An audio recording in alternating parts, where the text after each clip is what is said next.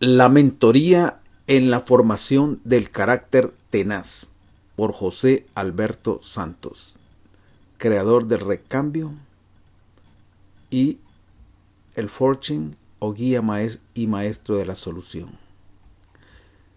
Estas ideas han sido tomadas de diversos autores: Carlos Kasuga Osaka, Omae, Stephen Covey y el recambio. Nos preguntamos, ¿cómo formar el carácter tenaz, capaz de vencer las circunstancias, las obvias realidades, la oposición y triunfar?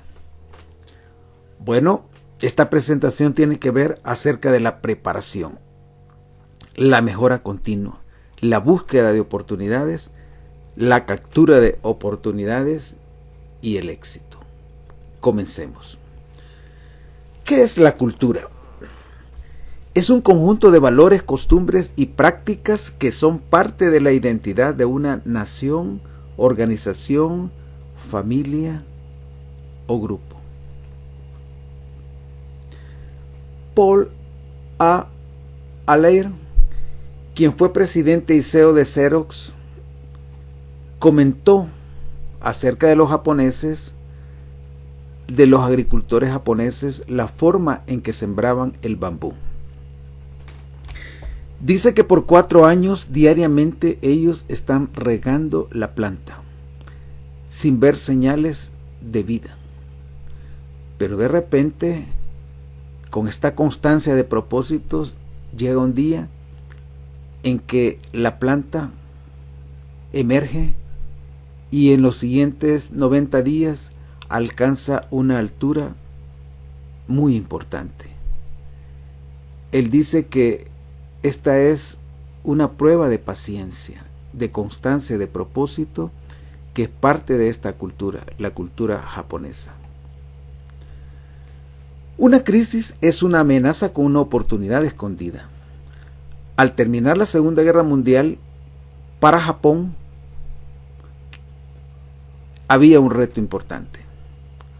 Un país pequeño, densamente poblado, con pocos recursos naturales, había sido destruido completamente su sistema productivo.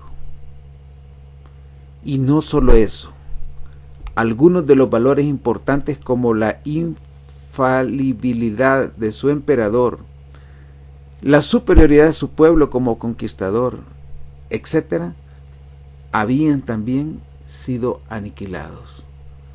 ¿Cómo iniciar un nuevo comienzo después de recibir 2 bombas atómicas? Tener que rendirse y aceptar que el gobernador del Japón fuera un extranjero, un conquistador. El país aceptó su nueva realidad y empezó a buscar respuestas para hacerle frente a ese escenario. Y esas respuestas tuvieron que ver con encontrar guías y maestros de la solución, a los que yo llamo forches. Y en ese momento el doctor Edward Deming fue la clave para abrir la mente del japonés, poner en ella una visión de futuro exitosa a la que ellos se comprometieron. Se comprometieron a nivel nacional, a nivel familiar, a nivel personal. Kenichi Omae, que escribió el libro La mente del estratega, comenta que cuando él fue llevado a la parvularia, junto con sus padres, al entrar a su primer día de clases, sus maestros le dijeron: Japón es un país pequeño con pocos recursos. Si queremos tener para comer y salir adelante, solo tenemos un camino: prepararnos, comprar la materia prima del extranjero, agregarle nuestra creatividad, venderla de nuevo al extranjero y de ahí sacar para comer y superarnos. 25 años después, cuando él ya era un padre de familia, llevó a su hijo a la parvularia. Se quedó por un momento escuchando la primera clase y las mismas palabras que él había escuchado 25 años atrás, las recibió su hijo. La filosofía básica de sobrevivencia no había cambiado. La fórmula seguía allí, en la siguiente generación. Si no trabajamos, si no nos superamos, si no podemos vender nuestros productos en el exterior, no tenemos futuro. Esa fue su filosofía con la que creció. Pero esa filosofía está conectada con una palabra, la palabra calidad. Y para los japoneses, con un nombre, Edward Deming, el responsable de la transformación japonesa. Y aquí podemos entonces aprender un primer principio importante.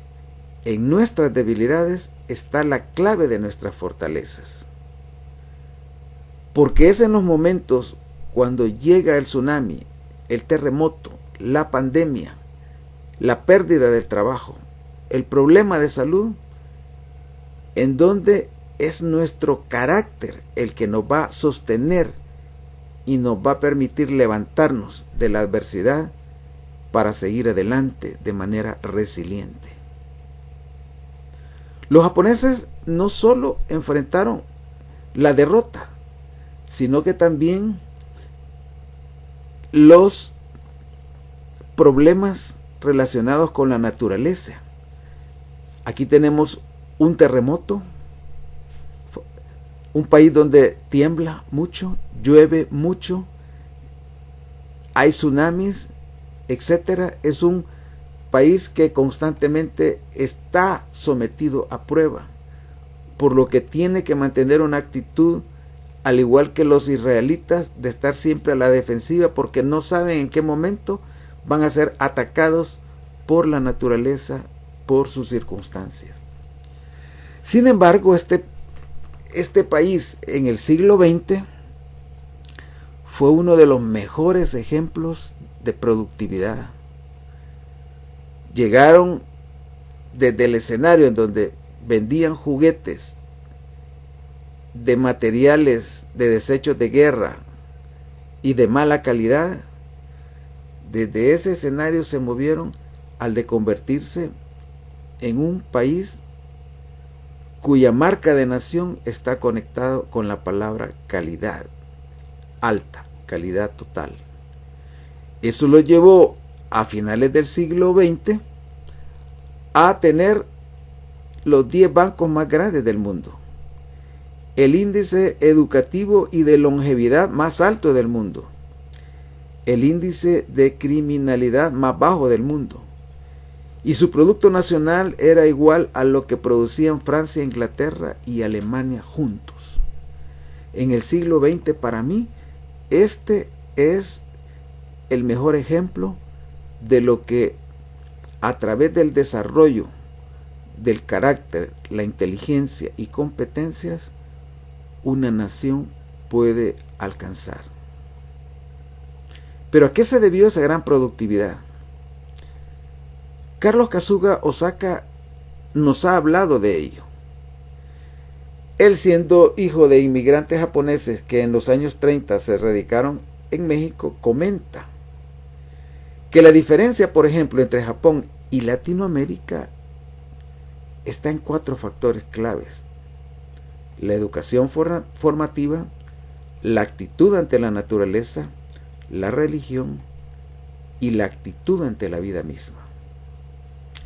Recuerda estos 4 factores claves que tienen que ver con tu carácter. La educación. En Japón, durante el siglo XX, la educación formativa se enfocó en 4 verbos: El bien ser, bien hacer, bienestar y bien tener. Veamos el bien ser. Honesto, puntual y disciplinado. El principio fundamental del respeto en Japón. Si algo no es tuyo, debe ser de alguien. Entonces, devuélvelo. Unos amigos que viajaron a Japón dejaron en el parque su bolsón con su computadora. Cuando se enteraron, afligidos, corrieron para ver si todavía estaba ahí su computadora. A la distancia, en el asiento donde habían estado sentados, vieron que alguien la había puesto en la parte de arriba del asiento para que fuera más visible. La honradez es un factor clave del carácter que esta cultura nutrió en el siglo XX. Ahora, Osaka, siendo mexicano, dice él que cuando quería reclutar un nuevo empleado para su empresa, hacía una prueba. Llamaba a una persona de la calle, a uno de los muchachos, en la tarde les daba 100 pesos y le tenían que regresar 99 pesos con 20 centavos.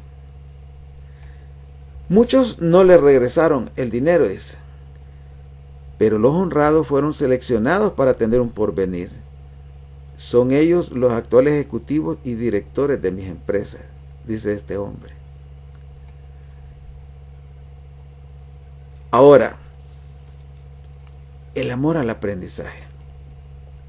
Como los japoneses son pequeños, la maestra les pide sacar el volumen de la jaula de los monos sin utilizar ningún instrumento, con puro cálculo visual.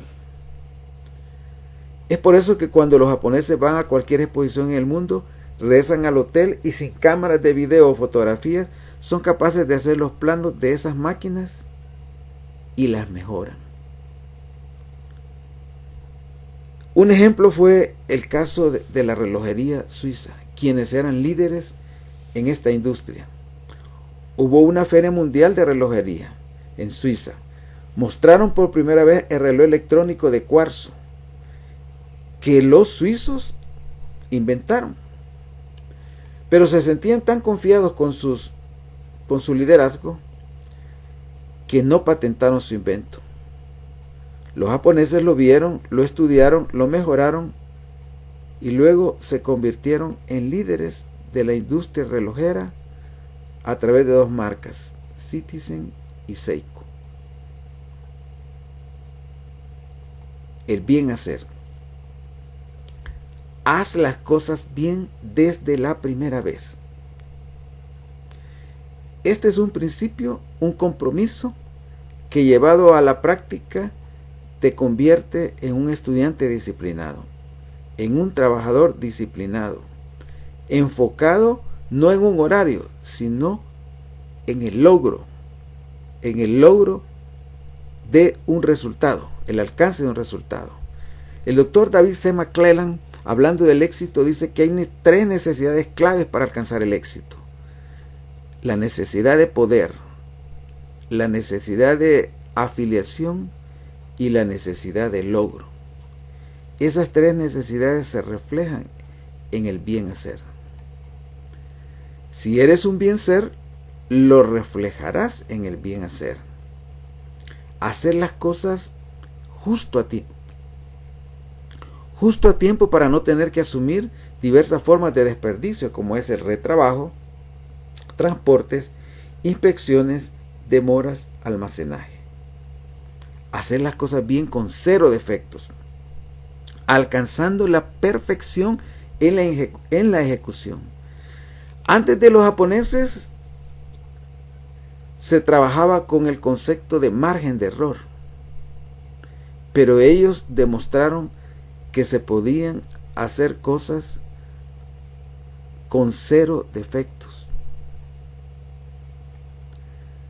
Ellos, en su cultura, tienen deportes, así como en Estados Unidos el fútbol americano. En Japón el sumo es uno de los deportes nacionales, de los que ellos, los japoneses, aprenden trasladando esa experiencia de esta disciplina deportiva a su vida personal, a su comportamiento diario. El bienestar. La gente que son un bien ser y dan a la familia y a su escuela más de lo que recibieron, llegarán a este paso a sentirse bien con lo que son y hacen. Y tarde o temprano alcanzarán el bien tener. Las personas con mente de abundancia crean abundancia y llegan a tener abundancia. Eso ha permitido que el japonés tenga uno de los salarios mínimos de los más altos del mundo. Sin embargo, viven en apartamentos, compran lo necesario y aunque fabrican carros, para ellos tener un auto deben demostrar que tienen dónde parquearlo. Interesante, ¿no? En cuanto a la naturaleza, Kazuga Osaka nos dice que cada acto importante de su vida está conectado con plantar un árbol. Si te casas, plantas un árbol. Si nace un hijo en la familia, plantas un árbol. Entras a la primaria, plantas un árbol. De ahí entonces que cada evento realmente importante está conectado con la naturaleza. De manera que si ese árbol tiene un significado especial para ti, tú lo cuidas. ¿Y qué de la religión? Los japoneses no son cristianos. Su religión es el shintoísmo. Sin embargo, el japonés va a la iglesia, a diferencia del latino que va a la iglesia a pedir, el japonés va a la iglesia a ofrecer. Y ese comportamiento religioso lo reflejan en su trabajo. Cuando hay una insatisfacción con la empresa, a diferencia de los latinos que hacemos una huelga, cerramos la fábrica y exigimos, el japonés sigue trabajando. Y los líderes ordenan cada hora ir haciendo incrementos en la producción. Y sus representantes, cuando van a negociar con los patronos, les dicen: tenemos en este momento tal porcentaje de margen de error. Si bajamos esos 5% de margen de error a un 2%, ¿qué nos ofrece la empresa? Y si estamos produciendo 1000 autos por día y subimos esa producción a 1200, ¿qué nos ofrece la empresa? Esa es la pequeña gran diferencia por la que la empresa japonesa es tan productiva y la industria latinoamericana perdió su ritmo y posibilitó que la industria del mundo se trasladase a se trasladase a China. De ahí entonces que esta dinámica en la negociación japonesa ha permitido alcanzar el error cero, calidad total, justo a tiempo. Ahora, estamos hablando de cómo un mentor puede desarrollar el carácter tenaz, tal como lo hemos revisado en esta cultura. Para ello tenemos el ciclo de aprendizaje, para que la persona alcance a desarrollar competencias. En este ciclo tenemos un proceso de 4 pasos. El primer paso, la persona se encuentra en el nivel inconscientemente incompetente, un ignorante inconsciente. La persona ignorante no sabe. Pero el ignorante inconsciente no sabe que no sabe. Entonces es un ciego cognitivo.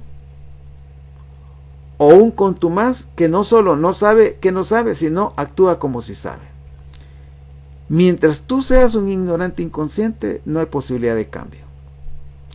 Tienes que moverte al nivel conscientemente incompetente. Esto es, convertirte en un ignorante consciente. No sé acerca de esto. Entonces, eso permite que tú declares tu preocupación y que aceptes el papel de un guía y maestro para la solución. Pasas entonces al nivel conscientemente competente. Cuando tú le das autoridad al mentor para que te guíe y oriente en el proceso a la solución, y tú te conviertes entonces en un lector, en un aprendiz, en un practicante, para finalmente alcanzar el nivel inconscientemente competente. Esto es, aquella persona, por ejemplo, que maneja y que no necesita pensar qué velocidad meto, cuándo voy a frenar, en qué momento voy a acelerar, en la carretera cuándo voy a hacerme a la derecha, a la izquierda, etcétera. Todo eso la persona inconscientemente competente que maneja lo hace automáticamente, porque su mente ya tiene resuelto eso. Y de ahí entonces que este nivel es el de la persona impecable, competente, del experto e innovador. El papel de un mentor para desarrollar un comportamiento tenaz va en esta dirección. Y ese es el proceso que vamos a llamar el ciclo del aprendizaje para la acción. Propongo que como mentor del carácter tenaz te enfoques en este esquema que te presento, que yo le llamo el modelo de los 3 centros. En el centro, la ley natural, los principios. Hay principios que gobiernan los resultados. La ley de causa y efecto, la ley de refuerzo, la ley del todo. Son leyes claves que están atrás de los resultados. Y estas leyes son las que te van a permitir alcanzar los objetivos, las metas y la visión que te traces. Una vez que has trazado una visión, has establecido objetivos, metas, planes, los factores claves en tu victoria personal son aprender a ser honrado, ordenado, responsable, aseado y con deseo de superación. Estos 5 factores son claves en el desarrollo de un carácter tenaz en el nivel personal. Pero en el nivel público, el respeto a la ley y reglamentos, el respeto al derecho de los demás, la puntualidad,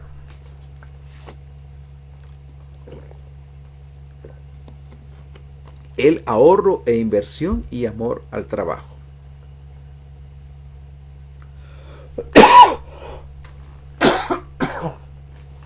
Te invito a seguir el ciclo de aprendizaje,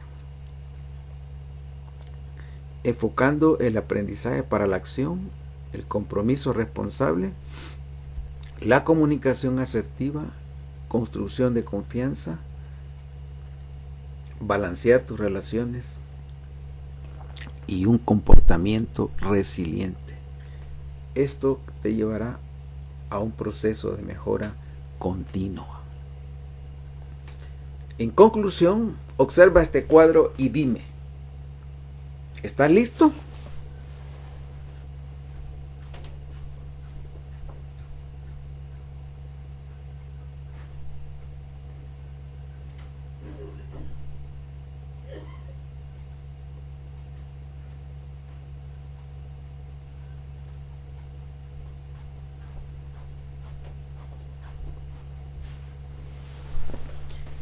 ¿Estás listo para trabajar los 3 centros?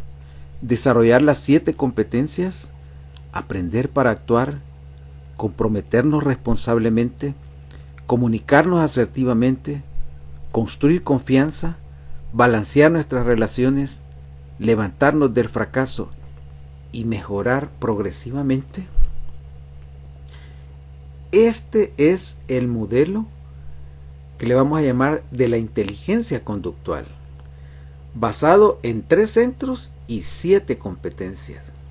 Y este es el trabajo de un mentor familiar, de un mentor de la efectividad.